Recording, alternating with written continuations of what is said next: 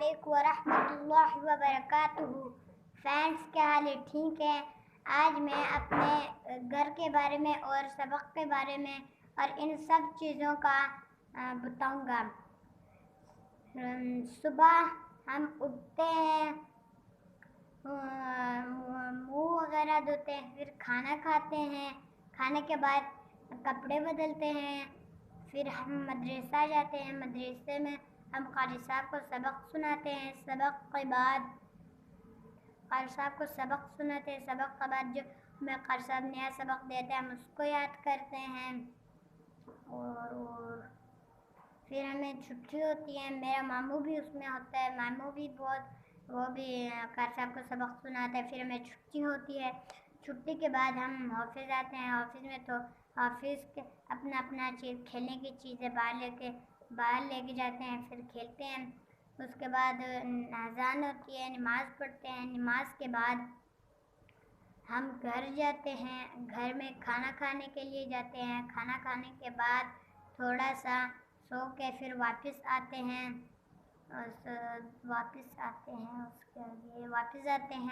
اور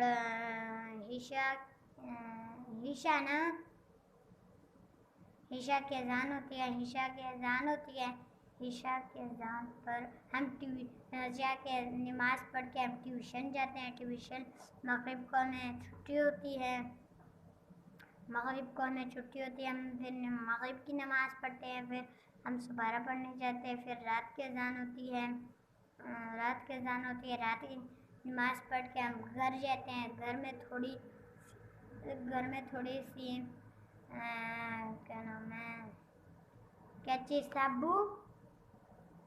مشق کرتے ہیں۔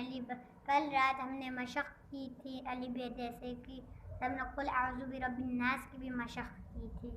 آپ بھی ایسے ہی مشق کرتے رہیں۔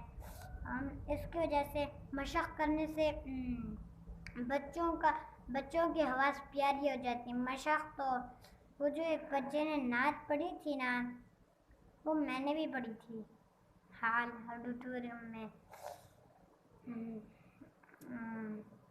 تو اس طرح اس نے ہی مشق کی تھی۔ ہم بھی رات کو مشق کرتے ہیں۔ ہمارے ہم مدرسے میں جو ہمیں نیا سبق ملتا ہے وہ یاد کے ہم مشق کرنا شروع ہو جاتے ہیں، اور اتنا یاد میں آپ کو کہنا چاہتا تھا، اور باقی باتیں آپ سے کل ہوں گی۔ اللہ حافظ۔ السلام علیکم ورحمۃ اللہ وبرکاتہ۔ اللہ حافظ۔